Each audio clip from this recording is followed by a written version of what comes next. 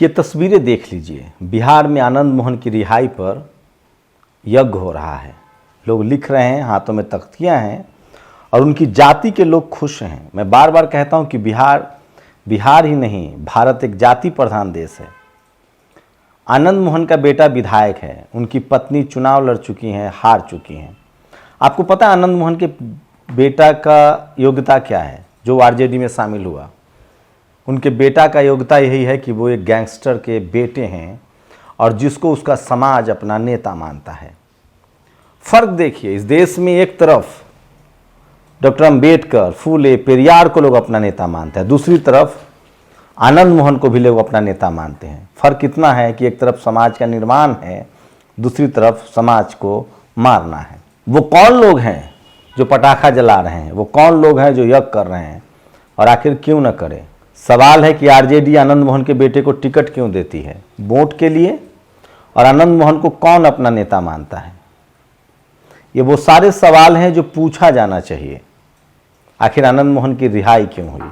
आनंद मोहन की रिहाई से आप सहमत हैं, असहमत हैं? अपनी प्रतिक्रिया दीजिए। लेकिन मैं आपको कहानी बताता हूं कृष्णैया साहब की, जो एक कूली परिवार में पैदा हुए। तेलंगाना के महबूब नगर में एक गरीब शेड्यूल कास्ट परिवार में पैदा हुए, जो जाति में सबसे निचले पैदान पर जिसको डाल दिया गया है। और उसका हत्यारा, जिसको उम्र कैद की सज़ा हुई, फांसी की सज़ा हुई, उसने पहले उसको उम्र कैद में बदलवा लिया क्योंकि उसके पास संसाधन है और अब उसका सत्ता का रसूख है कि उसने अपने सज़ा को माफ़ करवा लिया। कृष्णैया साहब के पिता कुली थे। बचपन में उनको कुली का काम करना पड़ा, लेकिन एक जज्बा था। कुली करते करते उन्होंने पढ़ाई पूरी की और फिर एक पत्रकार बन गए। उनकी आंखों में बड़े सपने थे। पत्रकारिता करते करते वो क्लर्क की नौकरी में चले गए। उससे और ज़्यादा मेहनत की। वो 1985 में आईएएस के लिए चुन लिए गए। दूसरी तरफ आनंद मोहन, जिसने बीपीपी, बिहार पीपुल्स पार्टी बनाई, वो एक जाति विशेष का नेता बना, हाथों में बंदूक लेकर घूमता था।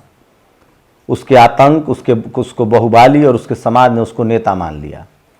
अब सोचिएगा, एक वो समाज है जो आज कृष्णैया के लिए संवैधानिक तरीके से गुहार लगा रहा है और एक वो समाज है जो आनंद मोहन को अपना नेता मानता है। और उस बीच में वो लोग हैं डपोर संघी जो सोशल जस्टिस की बात करते हैं, सामाजिक न्याय की बात करते हैं और एक हत्यारा को सरेआम जेल से बरी कर देते हैं। सवाल तो उठेगा, उठना भी चाहिए। आप सोचिए, आपको पता है इस हत्या की कहानी? एक शख्स होता था बिहार के वैशाली जिले और मुजफ्फरपुर जिले के बीच में। आप कल्पना नहीं कर सकते हैं, छोटन शुक्ला। चुनाव का समय था साल 1994, 5 दिसंबर का दिन। कृष्णैया गोपालगंज के डीएम थे, चुनाव के लिए मीटिंग में पटना गए थे, वहाँ से लौट रहे थे। छोटन शुक्ला की पॉलिटिकल हत्या हुई थी, उसके गुर्गे के साथ उसको मारा गया था। सब यात्रा निकल रही थी, हजारों लोग थे और उसी भीड़ में लोगों ने उनकी हत्या कर दी। उस पूरे मामले में आनंद मोहन को सजा हुई, सुप्रीम कोर्ट तक मामला गया और अब उसकी रिहाई हो गई है। आप सोचिए, एक तरफ वो समाज है, एक तरफ ये समाज है। मैं उस समाज के साथ खड़ा हूँ जो संघर्ष करता है, जो पढ़ता लिखता है। इसकी कीमत पर कोई भी सफलता अगर आपको एक हत्यारे की तरफ खड़ा रखता है तो आप पर शक है, आपको इतिहास माफ़ नहीं करेगा। चाहे आप राजनीतिक नफ़ा नुकसान के लिए कर रहे हों या कुछ भी कर रहे हों। मैं बार बार कह रहा हूं, नीतीश कुमार ने बहुत सारे ऐसे काम किए हैं जो बदलाव के लिए बहुत ज़रूरी था। महिलाओं को आरक्षण देना, लालू यादव की साख रही है, शोषित वंचित के लिए उन्होंने आवाज़ें उठाई हैं।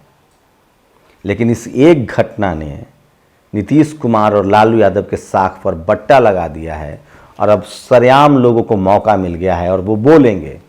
क्या लगता है आप लोगों को, आनंद मोहन कोई पार्टी ज्वाइन करेगा, एमएलए एमपी हो जाएगा? क्या वो सोशल जस्टिस का सिपाही होगा? आनंद मोहन के बेटा कह रहे हैं, जो विधायक हैं, कि मैं उस पीड़ित परिवार से मिलना चाहता हूं। मैं बता रहा हूं आपको, क्या करिएगा मिलकर? एक वो परिवार है जिसने मेहनत से जो आईएएस बना था और एक आपका परिवार है। आपको इसलिए विधायकी मिली है, आप इसलिए जाने जाते हैं कि आपके पिताजी एक अपराधी थे, मुजरिम थे, उन्होंने हत्या की थी। आप क्यों मिलने का नाटक कर रहे हैं? इस भी एक तरीका है। खबर तो ये भी आ रही है कि जश्न मनाया जाना था, लेकिन जेडीयू ने कहा कि जश्न नहीं मनाइएगा, विरोध हो रहा है। विरोध कीजिए, विरोध होना भी चाहिए। क्या लगता है आप लोगों को कि इस विरोध की आवाज़ उनके कानों तक नहीं पहुंचेगी? पहुंचेगी, उनको चैन से सोने नहीं देगी। और रही ना राजनीतिक नफा नुकसान की बात, तो इसका नफा नुकसान भी आपको उठाना पड़ेगा। अगर आप राजनीति के खिलाड़ी बनते हैं तो आपको राजनीतिक नुकसान भी इसके लिए उठाना पड़ेगा। और मैं फिर कह रहा हूं, आप एक नागरिक हैं, एक संवैधानिक नागरिक हैं, तो आपको न्याय के साथ खड़ा रहना पड़ेगा। तेजस्वी यादव इसमें चूक रहे हैं, नीतीश कुमार इसमें चूक गए हैं। जो भी हुआ है, ये मामला आसान मामला नहीं था, यह रेयरेस्ट ऑफ द रेयर मामला था। आप कल्पना कर सकते हैं कि एक डीएम की हत्या करने की ये ताकत कहां से मिलती है? ये जातिवाद से मिलता है, मनुवाद से मिलता है। और आगे भी आनंद मोहन चुनाव जीतकर क्या करेंगे? अच्छा लिखा है किसी ने, कुशवाहा ने, कि क्या आप उम्मीद कर सकते हैं कि आनंद मोहन समाजवाद का झंडा उठाएंगे, सोशल जस्टिस की बात करेंगे? आप सोचिए कि वो कौन लोग हैं जो इस तरह के फैसले लेते हैं और कौन इस पर चुप्पी साधेगा। किसी को चुप्पी नहीं साधना चाहिए, बोलना चाहिए, चीखना चाहिए। आनंद मोहन की सजा पूरी हो गई, जेल में उनका आचरण ठीक था, सरकार ने कानून में बदलाव कर रिहा करवा दिया। अब वो जदयू या राजद में शामिल होंगे, चुनाव लड़ेंगे, लेकिन समाजवादी नहीं हो जाएंगे। उनका सिद्धांत नहीं बदलेगा। उन्होंने एक दलित डीएम की हत्या करवाई है। हम जिस सामंतवाद के खिलाफ लड़ते हैं, आनंद मोहन उसी सामंतवाद की फैक्ट्री चलाते हैं। नीतीश जी ने आदिवासी, दलित, पिछड़े, अति पिछड़े और महिलाओं के लिए अभूतपूर्व कार्य किया है। उनसे कोई बैर नहीं है, वो नेता है, डंके की चोट पर रहेंगे, लेकिन आनंद मोहन को किसी कीमत पर समर्थन नहीं है। ठीक कहते हैं नरेंद्र मोदी, आप नरेंद्र मोदी को ऐसे नहीं हरा सकते हैं। नरेंद्र मोदी का डर दिखाकर आप सिर्फ और सिर्फ लोगों को बहका नहीं सकते हैं। आप बताइए ना कि सोशल जस्टिस कहाँ है इसमें, समाजवाद कहाँ है इसमें, शोषित वंचित की आवाज कहाँ है इसमें? और किस आदमी को चुना है आपने? जो आदमी सत्ता तक पहुंचता है अपने क्राइम से, और एक तरफ उस आदमी की सजा को आपने माफ कर दिया जो मेहनत करके आईएएस के पोस्ट तक पहुंचा था। क्या मुंह दिखाएंगे आप इतिहास को? क्या सफाई होगी आपकी? क्या बोलेंगे आप? बिल्किस बानो की रिहाई के, दोषियों की रिहाई पर भी आपको बोलने का अधिकार आपने खो दिया है। ये बहुत ही खतरनाक है सब कुछ। और मैं फिर कह रहा हूं, नीतीश कुमार की ये राजनीतिक नहीं, ऐतिहासिक गलती है, जिसके लिए दुनिया उनको कभी माफ नहीं करेगी। जब लिखा जाएगा तो ये काला अध्याय उसके नाम के साथ साथ चलेगा। आनंद मोहन बड़ी होकर क्या हो जाएंगे? संसद बन जाएंगे, मंत्री बन जाएंगे, पीएम बन जाएंगे, जो भी बन जाएं। इस देश में मौका मिलना चाहिए, माफी मिलनी चाहिए, लेकिन किनको, किस आधार पर? जिसने अपने राजनीतिक जीवन ही क्राइम पे खड़ा किया, जो सामंतवाद का प्रतीक है, जो जातिवाद का प्रतीक है, जो बंदूक के दम पर सत्ता हासिल करता है। फिर आप सोशल जस्टिस की बात मत कीजिए, फिर सामाजिक न्याय की बात मत कीजिए। उसके परिवार पर क्या बीत रहा होगा, उनके बच्चों पर क्या बीत रही होगी? क्या फर्क है उसमें और उस परिवार में? फर्क इतना है कि एक ने मेहनत से आईएएस के पद तक पहुंचा, उनके बच्चे आज संघर्ष कर रहे हैं, और एक शख्स जो अपराध की दुनिया में अपना नाम बढ़ाता है, हत्या के दोष साबित होता है, और उसका परिवार एमएलए और एमपी है। ये फर्क है। इसीलिए मैं कहता हूं कि कौन आनंद मोहन को कौन नेता मानता है अपना? किसका वोट मिलेगा आरजेडी और जेडीयू को? उसी के समाज का, उसी की जाति का? सब कुछ खत्म हो गया है। और अभी कम से कम आरजेडी और जेडीयू के नेता सोशल जस्टिस की बात नहीं करे तो ज़्यादा बेहतर होगा। सोशल मीडिया पर लोग लगातार प्रतिक्रिया दे रहे हैं। उनके परिवार ने कहा है कि मैं सुप्रीम कोर्ट जाऊंगी। नीतीश कुमार को ऐसा नहीं करना चाहिए था। सवाल किसी आनंद मोहन का नहीं है, सवाल एक इस देश के जातिवाद के खात्मे का है।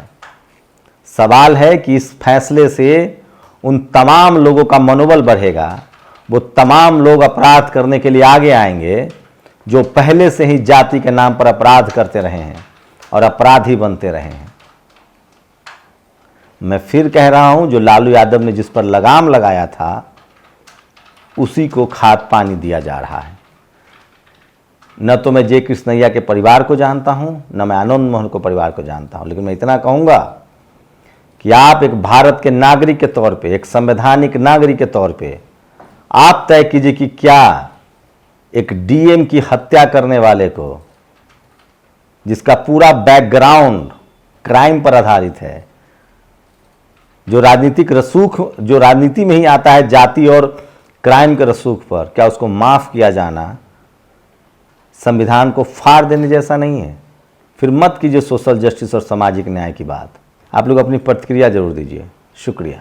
नेशनल दस्तक की आपसे गुजारिश है कि अगर इसको बचाना चाहते हैं तो नेशनल दस्तक को सब्सक्राइब करने के लिए रेड कलर के सब्सक्राइब बटन को दबाएं, फिर बेल आइकन की घंटी दबाएं। नेशनल दस्तक को बचाने के लिए बहुत जरूरी है कि हर खबर को शेयर करें, लाइक करें, कमेंट जरूर करें।